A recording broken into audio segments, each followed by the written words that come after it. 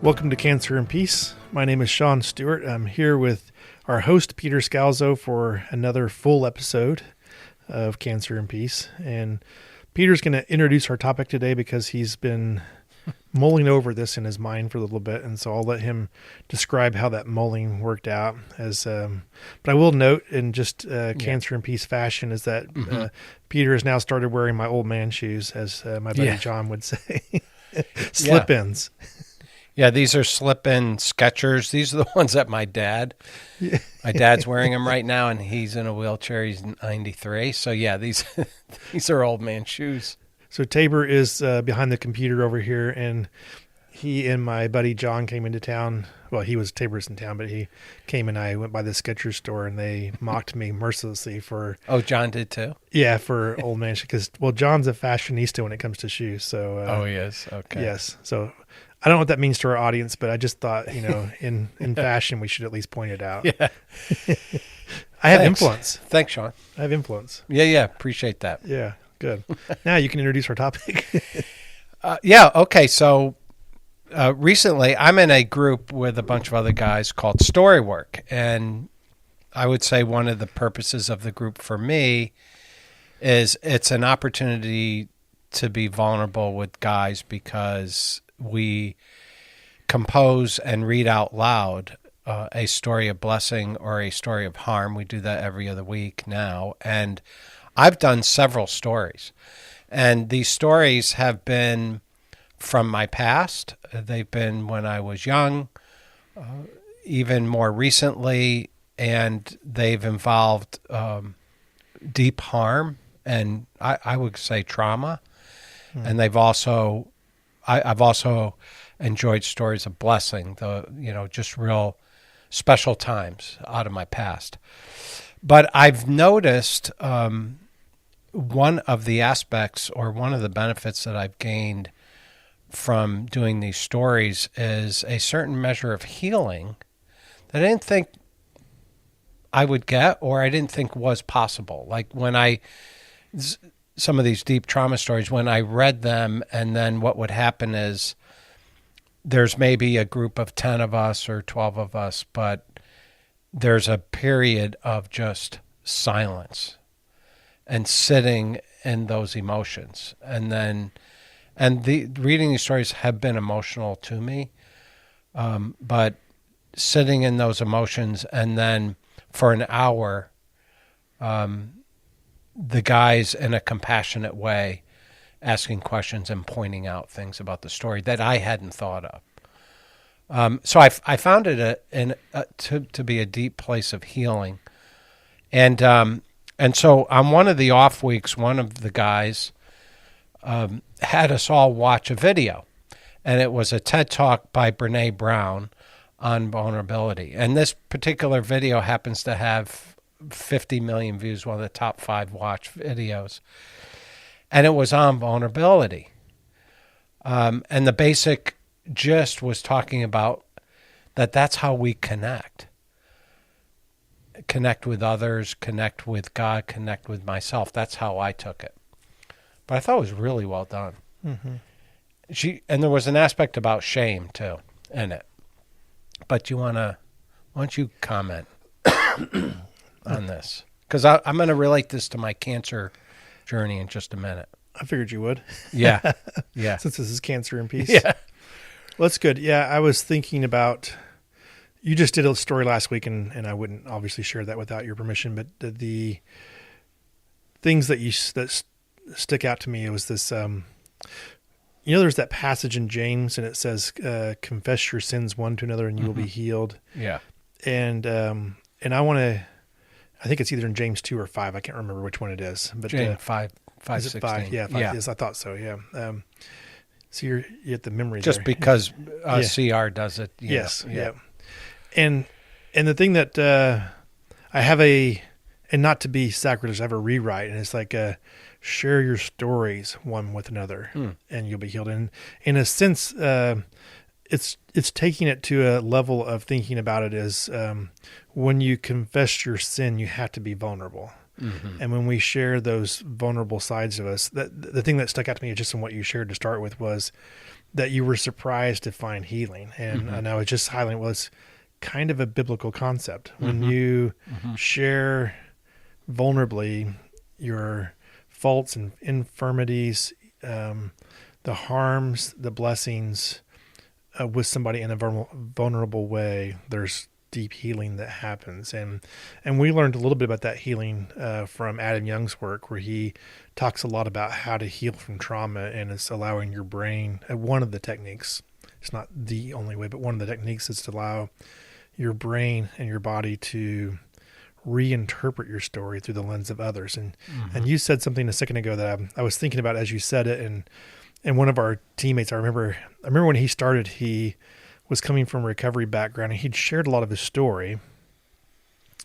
And so he was kind of like, well, I've really explored my story a lot in recovery. I've shared it a lot in recovery. And what he found was that he came into this StoryWork environment and he thought, hey, I'm not sure if there's value here because I already know my story pretty well and I've already shared it. And so I think I'm kind of wondering whether there's real value here or not, was kind of the way he put it. And as time played out, that same team member will be going, what you said a second ago is like, there were people who asked me questions, which is different than recovery. One of the things that we do in our recovery environment, at least, is we believe in this concept, and it's valued. I'm not speaking against it. It's just, but the way it works is that trust the Holy Spirit to lead you to all understanding. And so we try to create a safe environment in recovery where people can share their story and allow the Holy Spirit to speak into their lives. And you do get feedback, but it comes through sponsors and accountability partners that you invite in. And I think, but that doesn't have as much structure around it. There's a lot of room for a sponsor may be very hands-off, or they may be over-involved in times, giving too much advice, or, you need to do this, or and sometimes advice is good. So it's not against that either. It's just, it's up to how good your sponsor is that brings you along. And so, but a bigger part of our recovery journey is just to have a safe environment and you share your story. And there's healing in that, and being vulnerable enough to let people hear your story.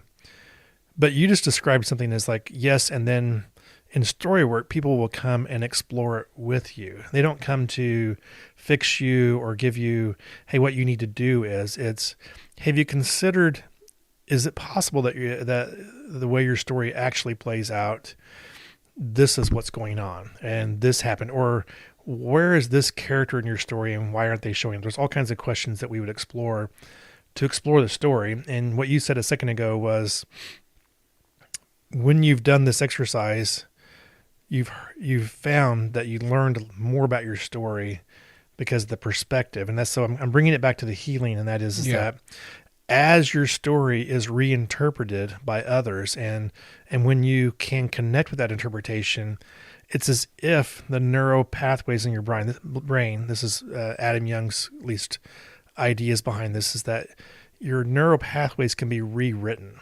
And so how you respond to something that you might call a trauma response can be rewritten because you can embrace a new truth. But it requires community to do that. It requires people around you to help you to retell your story or reinterpret it, and let your body reinterpret it, and it becomes safe because they're emotionally connected with you. And so that's a lot of maybe technical stuff there, but there's something really valuable in where we're going here, because the first step in that is what you described as vulnerability. Right. The willingness to share your story. Yeah. And so we've thought a lot about safety and recovery, the environments we've been involved with. I'm going to say hyper focus on safety, because people are coming in feeling so unsafe that they need a place where is so super safe that just to get them sharing is so important. Right. And I say hyper not as a negative term. It is, in a sense, it's recognizing how strong the need is that is super structured that way. And then now you're describing, hey, you're involved with tools that now say, okay, safety isn't our highest goal now. you've got to where you're sharing vulnerably. And the next layer of sharing vulnerability is allowing others to explore with you. Mm-hmm.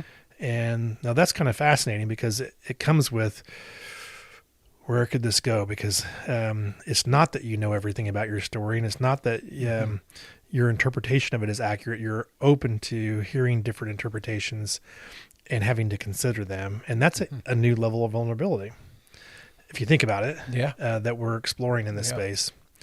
Yeah, and because sometimes, well, like you just want to share without having comments.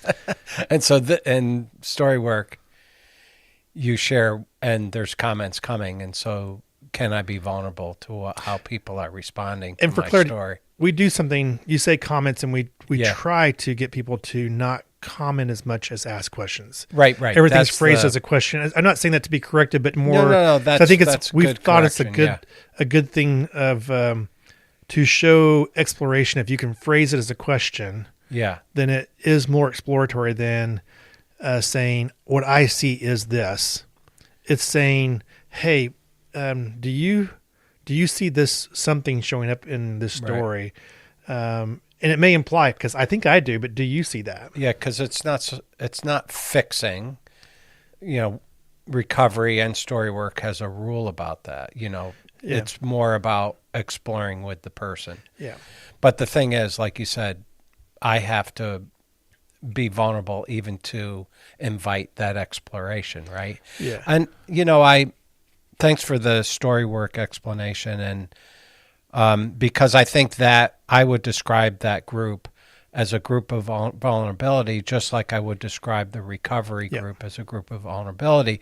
And you're talking to a guy that grew up trying to run away from vulnerability as much as possible, including my emotional vulnerability. Yeah. I grew up as an emotion stuffer. One of my beliefs was that emotions are bad. You don't express them because they show weakness. So in order for me to enter into vulnerability, that was so contrary to how I was programmed, how I programmed myself, right? Yeah. So like you said, those pathways that are rewritten, or, I had this belief about myself that emotions are bad. And growing up in an evangelical space, I even went further and said emotions can't be trusted, and they show a lack of faith, and they may even be a sin in certain cases. So I even brought it to the outermost limits. And I think that I wanted to emphasize today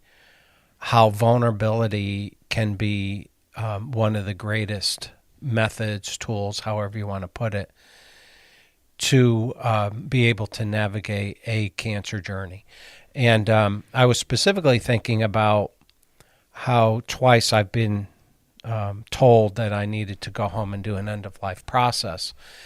And just the difficulty, the complexity, just the devastation of being put into that position. Peter, you're going to die.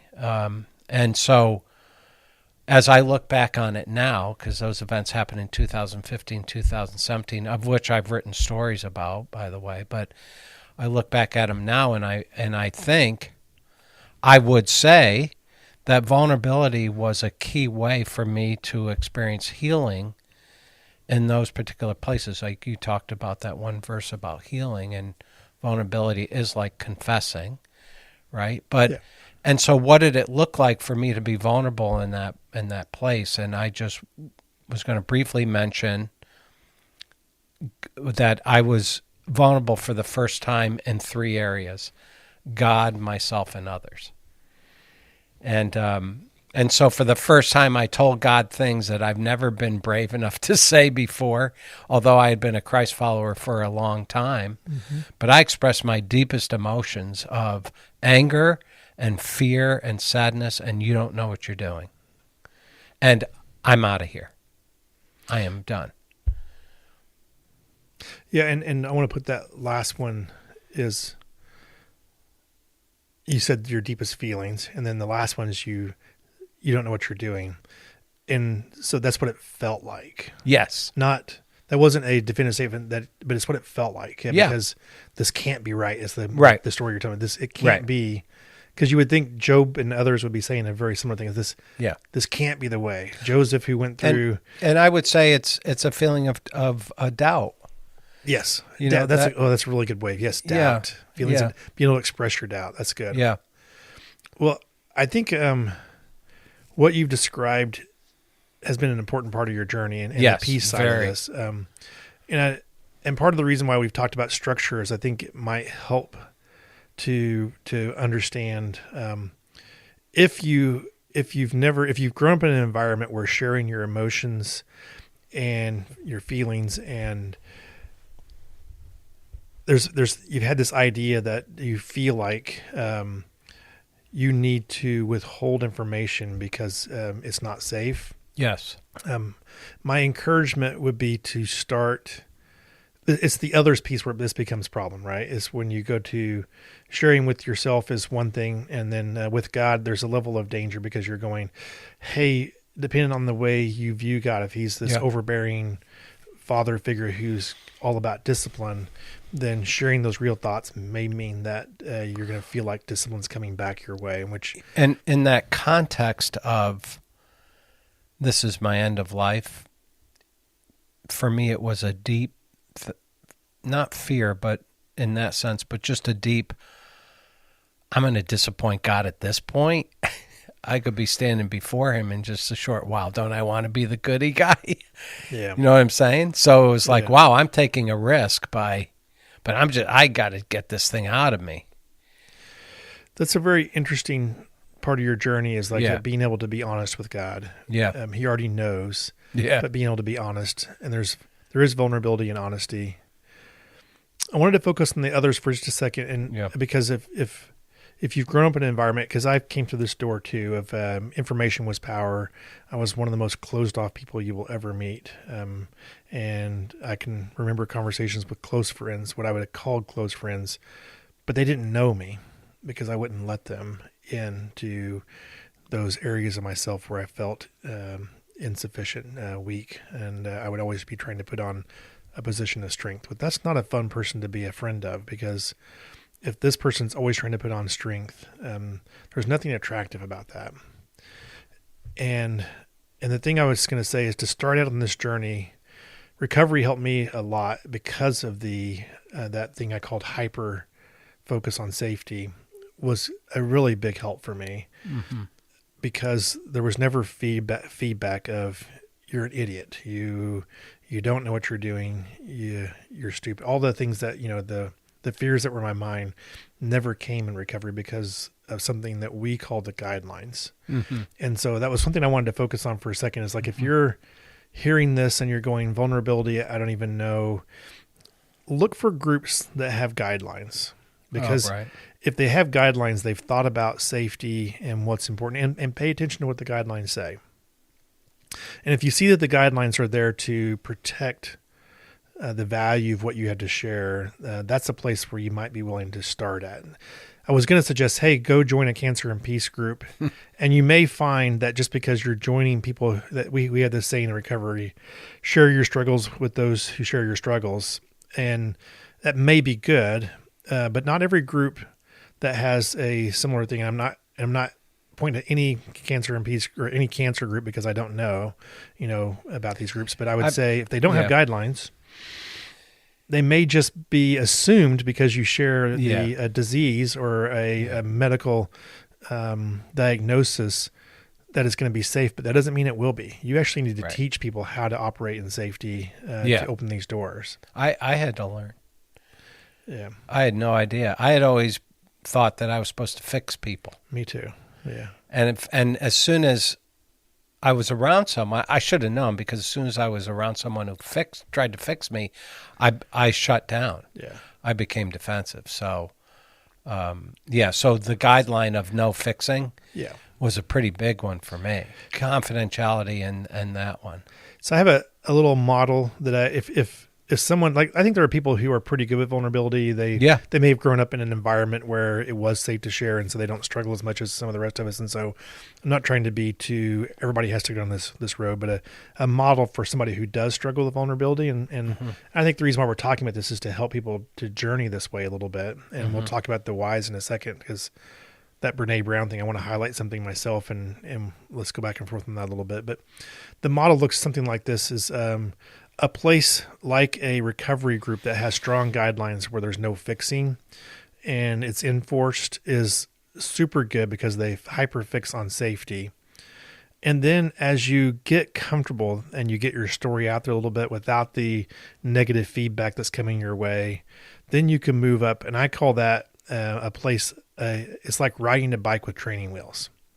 The training wheels are there to help to make sure you don't fall over, that you don't get taken out and hurt yourself when you're starting out. But then there's a point where you take some training wheels off, but you might have somebody who's traveling with you. So, when my kids first learned to ride their bikes, they start out with training wheels, and then I went beside me. I kind of ran beside them and helped them out, and so they didn't hurt themselves too bad if they did fall over.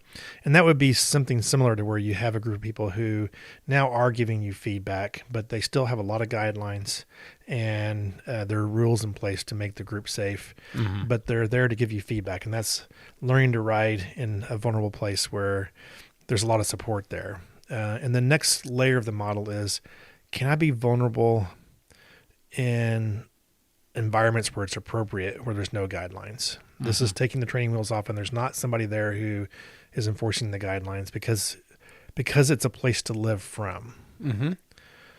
But that's the layer of the model that I think it could get confused. The next layer past that would be, I'm just going to put all my dirty laundry out everywhere.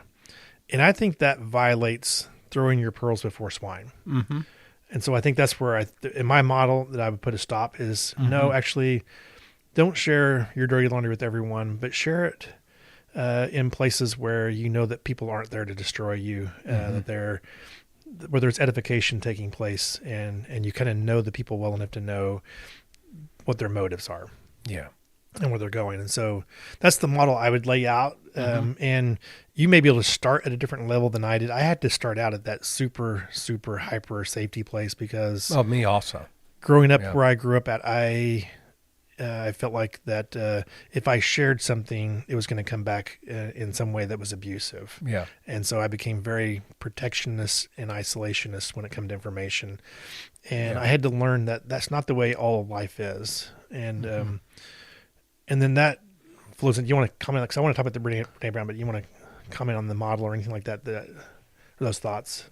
No, I mean, I think without recovery, which was an extremely safe place because of the program, I would not have become as vulnerable as I am. But I could see how you became a very closed person about your own personal thoughts. Yeah.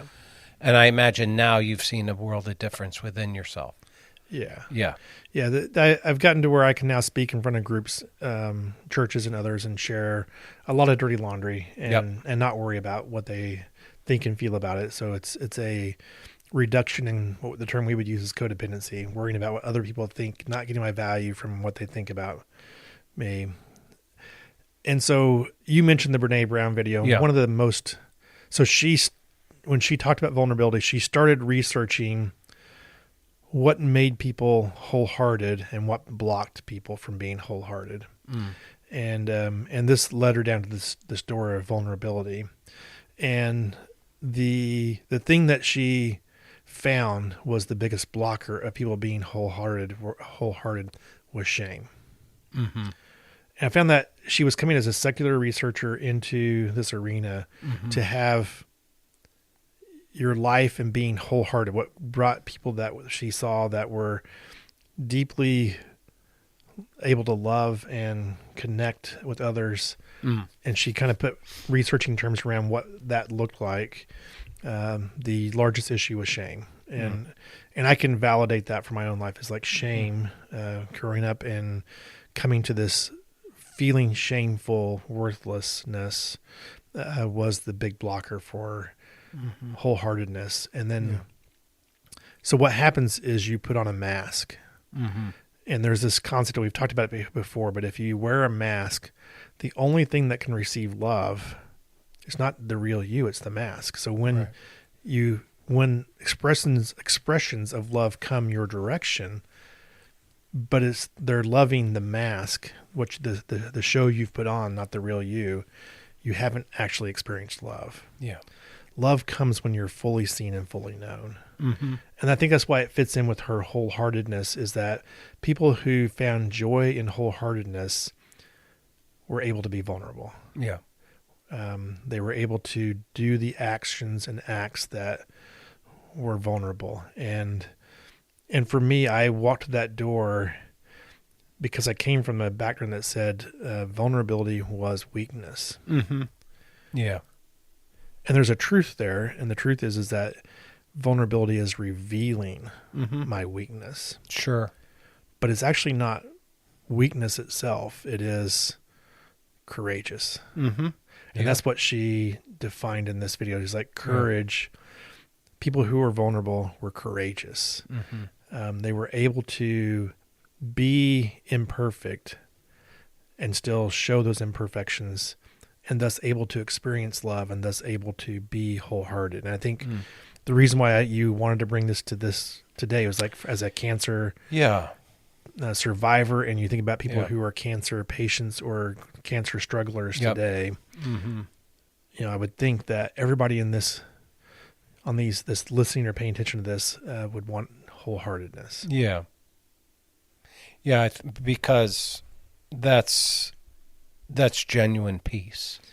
Yeah. And when I was facing my end of life, I wanted genuine peace. I wanted a peace that was satisfactory or satisfied my soul's like hunger, and like in the core of me, like, oh, this really brings me peace. Like if I do transition now into a death, pattern, I have real peace, lasting peace. So, and I think vulnerability was a key part of getting that peace.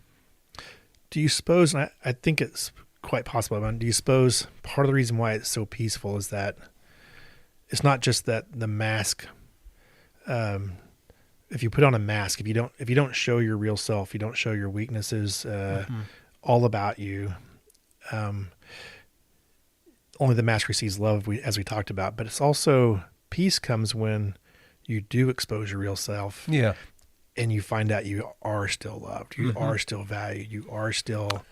You're validated in who you really are, not just by people, but by God himself. Yeah, I think there's, like how I would describe it for myself, is it's like an unwritten rule or code in me that when I was able to be vulnerable, like totally vulnerable, I experienced a deep peace. And I think a connection, spiritually with others, emotionally with others. And, I don't know how to describe it other than it was a deep peace to do that. Yeah. Yeah. Thanks, Sean. How are we doing on time? We're out. Okay. But that's good. Yeah. I think this topic is such an important, part of journeys, and it's important because who wants to live half-hearted? Who wants to live without joy and peace? And one of the key things that Brene said in her talk, and it's worth people checking out if you haven't, is if you just go into YouTube and just type Brene Brown TED Talk vulnerability, it's going to pop up. Yeah.